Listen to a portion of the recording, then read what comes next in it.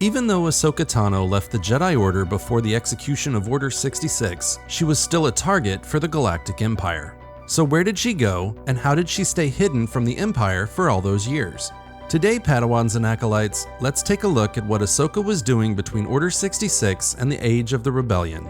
Ahsoka was on the Inquisitorius' list of priority targets as a suspected survivor of the Jedi Purge. Hearing rumors a Dark Lord was hunting surviving Jedi for the Emperor, she fled to the Outer Rim. Taking refuge on the remote planet Thabeska, she assumed the name Ashla, which ironically is another term for the light side of the Force. The Togruta found herself working as a mechanic for the Fardi clan, a shipping operation that had many legal businesses but also ran their own smuggling operations. Not long after arriving on the planet, Ahsoka, unable to resist her Jedi instincts, used the Force to protect several of the Fardi children from being crushed under some falling crates. None of the children noticed what Ahsoka had done except one, the youngest. It turns out she was Force sensitive and developed an immediate connection to Ahsoka. A couple of months later, on the first Empire Day, which commemorates Emperor Palpatine's ascension to power, it's revealed that the Fardis and Ahsoka will be joined for dinner by Imperial guests. Accepting that her time on Thabeska is over, she steals one of the Fardi ships and leaves the planet.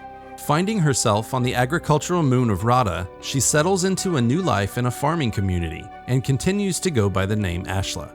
Now working as a droid and harvest mechanic, she was accepted by the farmers and developed several friendships. Knowing she needed to be ready to run again should the Empire arrive, Ahsoka found a remote cave and began to hide supplies in it. Time passed and she was adopted into the community, but the Empire had continued their expansion into the Outer Rim, eventually arriving at Raada to exploit the farmers on the moon as a food source in service to the Emperor. Ahsoka decided to stay after realizing the Empire was not there for her. The Empire did what the Empire does and subjugated the planet, implementing searches, seizures, curfews, and forbidding large group meetings. The citizens did not fight back at first, but quickly came to despise the Empire.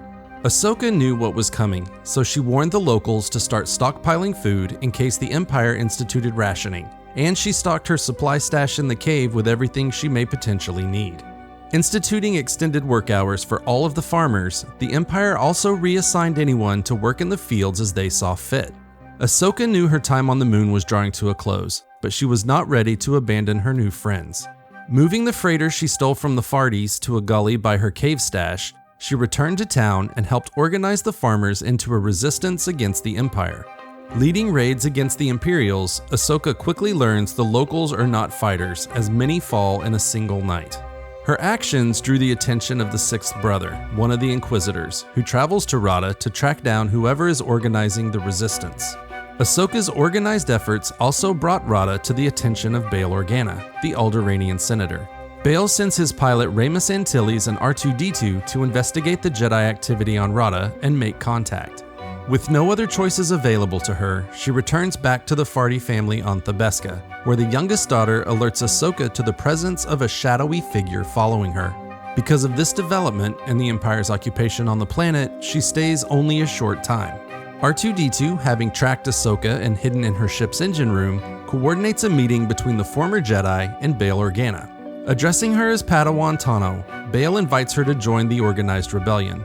Denying being a member of the Jedi Order, Ahsoka says she will help Bail only if he will assist her in protecting the Force-sensitive children being hunted by the Empire.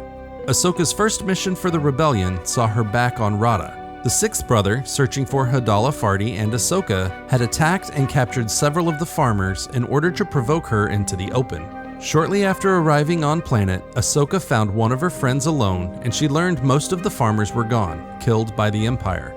With this knowledge, Ahsoka made the decision to use her Jedi training to fight the Empire even though she was no longer a Jedi. Approaching the Imperial compound, Ahsoka was attacked by the sixth brother. Knocking the Inquisitor off balance, she grabbed hold of his lightsaber hilt and through the Force caused the power connection to overload. Leaping to safety outside the blast, she discovered the sixth brother died in the explosion. The dead Imperial's Kyber crystals sang out to Ahsoka through the Force. Retrieving the Kyber crystals from his lightsabers, Ahsoka healed them through the Force, removing their dark side presence. Placing them inside two lightsaber hilts she had built previously, the blades emitted as pure white. Now armed, she fought her way through the facility, rescuing the captured farmers. As she stepped back outside, she saw Rebel A-Wings bombing the Imperial base. The Rebel forces began evacuating the citizens, assisted by Ahsoka, her new lightsabers, and the use of her force powers. After the battle, Ahsoka smuggled herself aboard Bail's ship. Approaching the senator, she convinced Bail to let her manage his intelligence networks, as she could not repeat the mistakes of the Jedi Order during the Clone Wars and operate as a general or warrior. He assigned her the codename Fulcrum and sent her out to connect with Rebel cells all over the galaxy. Ahsoka became a key member of the Rebel Alliance and made a significant contribution to overthrowing the Galactic Empire. We know that she met and worked with Luke as he began to build the Jedi Order, and I can't help but wonder if her insight and perspective on the downfall of the Jedi is what led him to conclude the Jedi needed to end. But that's a topic for a different video. I hope you enjoyed today's video. Don't forget to hit that subscribe button if you did, and click the bell so you don't miss any of our future content. For more Star Wars, click one of the videos on the screen. As always, enjoy the rest of your day, and may the Force be with you.